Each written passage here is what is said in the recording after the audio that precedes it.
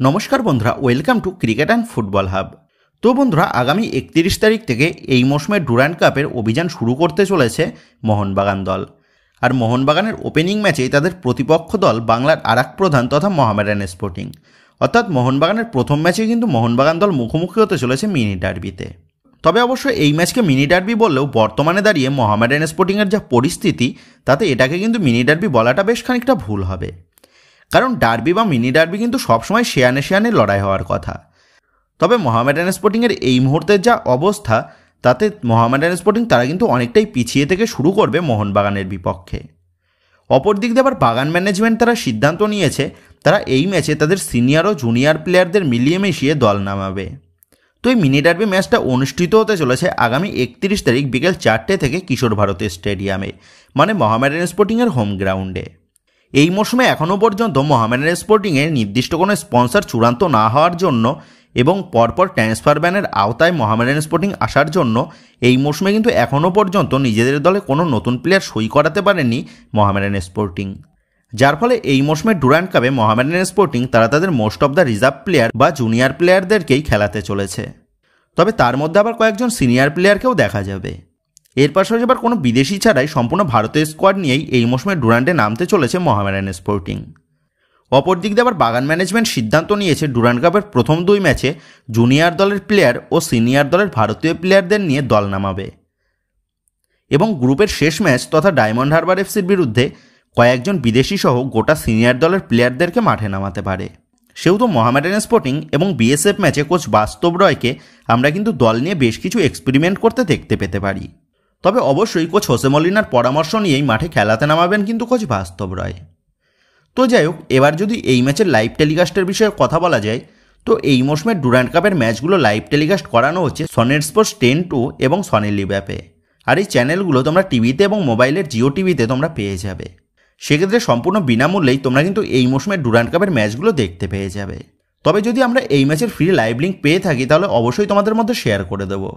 তো যাই হোক, এবার যদি কথা বলা যায় প্রথম ম্যাচে মোহামেডান স্পোর্টিংয়ের বিরুদ্ধে মোহনবাগানের প্রথম একাদশ কী হতে পারে বা কেমন দল নামাতে পারে কোচ বাস্তব রয়, সেই বিষয় নিয়ে কথা বলা যায়, তো খুব সম্ভবত এই ম্যাচে কোচ বাস্তব রয় 4-2-3-1 এই ফরমেশনে যেতে পারে। আর মোহামেডান স্পোর্টিংয়ে যেহেতু খুব বেশি সিনিয়র প্লেয়ার নেই, সেহেতু এই ম্যাচে বেশ কিছু জুনিয়র প্লেয়ারদেরকে প্রথম একাদশে রাখতে পারে কোচ বাস্তব রয়। তো এবার যদি দেখে নেওয়া যায় এই ম্যাচের জন্য মোহনবাগানের প্রথম একাদশ কী হতে পারে, তো এই ম্যাচের দলের গোলকিপার পজিশনে দেখা যেতে পারে রিজার্ভ দলের গোলকিপার দীপ্রভাতকে। দলের 4 ডিফেন্সের লেফট ব্যাক পজিশনে থাকতে পারে তেকচাম অভিষেক সিং বা শুভাশিস বোস, অথবা যদি জুনিয়র প্লেয়ারকে খেলায় তাহলে মার্শাল কিস্কুকে দেখা যেতে পারে। আর দলের রাইট ব্যাক পজিশনে থাকবে আশিস রায় অথবা লিওয়ান। দলের জোড়া সেন্টার ব্যাক হিসাবে দেখা যাবে দীপেন্দুর সাথে বিলাল অথবা সাহিলকে। দলের 2 মিডফিল্ড পজিশনে শুরু করতে পারে দীপক টাংরি অথবা সন্দীপের সাথে গ্লেন মার্টিন্স অথবা অভিষেক সূর্যবংশী। তবে খুব সম্ভবত এই ম্যাচে গ্লেন মার্টিন্সকে আমরা প্রথম একাদশে দেখতে পেলেও পেতে পারি। এবার আপফ্রন্ট নিয়ে কথা বললে আপফ্রন্টের লেফট উইংয়ে দেখা যাবে লিস্টন কোলাস অথবা পাসাং দর্জিকে। আর দলের রাইট উইং পজিশনে থাকবে মনবীর সিং অথবা করণ। আর দলের অ্যাটাকিং মিডফিল্ড পজিশনে দেখা যাবে কিয়ান নাসিরিকে এবং দলের সিঙ্গেল স্ট্রাইকার হিসাবে স্টার্ট করবে সুহেল আহমেদ ভাট। তো এইরকমই সিনিয়র ও জুনিয়র দল মিলিয়ে মিশিয়ে মৌসুমের প্রথম ডুরান্ড ম্যাচে এবং প্রথম মিনি ডার্বিতে মাঠে নামতে পারে মোহনবাগান। বর্তমানে দাঁড়িয়ে মোহামেডান স্পোর্টিংয়ের যা পরিস্থিতি, তাতে মোহনবাগানের প্রথম একাদশে কিছু সিনিয়র প্লেয়ারের এক্সপিরিয়েন্স এবং জুনিয়র প্লেয়াররা যদি নিজেদের সেরা খেলাটা খেলে দিতে পারে, তাহলে এই ম্যাচে কিন্তু একটা বড় ব্যবধানে জয় তুলে নিয়ে আসতে পারে মোহনবাগান দল। অপর দিক দিয়ে আবার আন্ডারডগ থেকে এই ম্যাচে মোহামেডান স্পোর্টিং তারা কোনো বাজিমাত করে দিতে পারে নাকি, সেই দিকেও কিন্তু আমাদের সকলের নজর থাকবে। তবে পরিস্থিতির বিচারে এই ম্যাচে কিন্তু মোহনবাগান দলের জয় পাওয়ার চান্স কিন্তু 70 থেকে 80%। তো বন্ধুরা, তোমাদের মতে এই ম্যাচের ফলাফল কী হতে পারে বলে মনে হচ্ছে, এই বিষয়ে তোমাদের মতামতটা অবশ্যই নিচে কমেন্ট করে জানিয়ে দিও। তো বাগান ম্যানেজমেন্ট তারা কিন্তু চাইছে এই ডুরান্ডের পরবর্তী রাউন্ডের জন্য কোয়ালিফাই করতে, কারণ এই ডুরান্ড টুর্নামেন্টকেই মোহনবাগান ম্যানেজমেন্ট তারা কিন্তু নিজেদের প্রি সিজন হিসাবে দেখছে। এই মৌসুমের আইএসএল অনুষ্ঠিত হবে নাকি বা অনুষ্ঠিত হলে সেটা কবে থেকে অনুষ্ঠিত হবে, এই বিষয়ে কিন্তু এখনও কোনোরকম নিশ্চয়তা মিলছে না। অপর দিক দিয়ে মোহনবাগান তাদের কিন্তু এএফসি কাপের ম্যাচে নামতেই হবে। আর সেই কারণে মোহনবাগান ম্যানেজমেন্টের পরিকল্পনা রয়েছে যদি ডুরান্ড কাপের প্রথম রাউন্ডে গ্রুপ টপ করে পরবর্তী রাউন্ডের জন্য কোয়ালিফাই করে, তাহলে মোহনবাগান তারা কিন্তু তাদের ফুল সিনিয়র স্কোয়াডকে মাঠে নামাবে এবং সেই স্কোয়াডে কিন্তু দলের সমস্ত বিদেশি প্লেয়াররাও অ্যাভেলেবেল থাকবে। তবে মোহনবাগান দল তারা এই মৌসুমে ডুরান্ড কাপের গ্রুপ পর্বের টপ করবে নাকি সেটা কিন্তু নির্ধারিত হবে প্রথম এবং দ্বিতীয় ম্যাচে, মানে মোহামেডান এবং বিএসএফ ম্যাচে।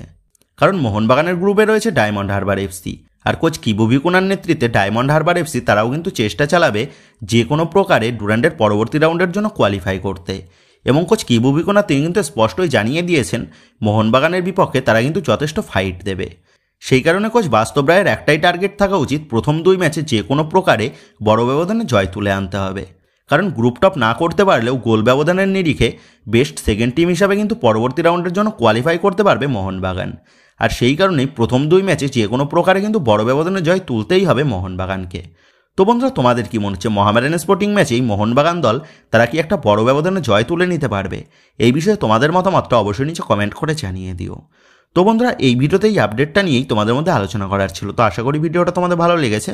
তো যদি ভিডিওটা ভালো লেগে থাকে তাহলে ভিডিওতে লাইক দিয়ে চ্যানেল সাবস্ক্রাইব করে পাশে থাকা বেল আইকনটা অবশ্যই প্রেস করে দিও। আর তোমরা যারা এখনও পর্যন্ত আমাদের সোশ্যাল মিডিয়া পেজের সাথে যুক্ত হওনি তারা নিচে ডেসক্রিপশন বক্সের লিঙ্ক থেকে আমাদের সোশ্যাল মিডিয়া পেজের সাথে যুক্ত হয়ে যেতে পারো। কারণ এখন কিন্তু সমস্ত লেটেস্ট আপডেটগুলো সবার আগে আমাদের সোশ্যাল মিডিয়া পেজেই পোস্ট করা হয়। আর তোমরা এখন ফেসবুক এবং ইনস্টাগ্রামে গিয়ে তোমরা আমাদের এই চ্যানেলের নাম লিখে সার্চ করলেও তোমরা কিন্তু আমাদের ফেসবুক এবং ইনস্টাগ্রাম পেজটাও খুঁজে পেয়ে যাবে। সেক্ষেত্রে তোমার প্রিয় দলের সমস্ত রকম লেটেস্ট আপডেট সবার আগে জানার জন্য এবং আমার সাথে সরাসরি যে কোনো বিষয়ে কথা বলার জন্য তোমরা অবশ্যই মনে করো আমাদের সোশ্যাল মিডিয়া পেজের সাথে যুক্ত হয়ে যেও। তো বন্ধুরা, এই ভিডিওটা এটুকুই ছিল। তো আসি বন্ধুরা, দেখা হচ্ছে পরের ভিডিওতে।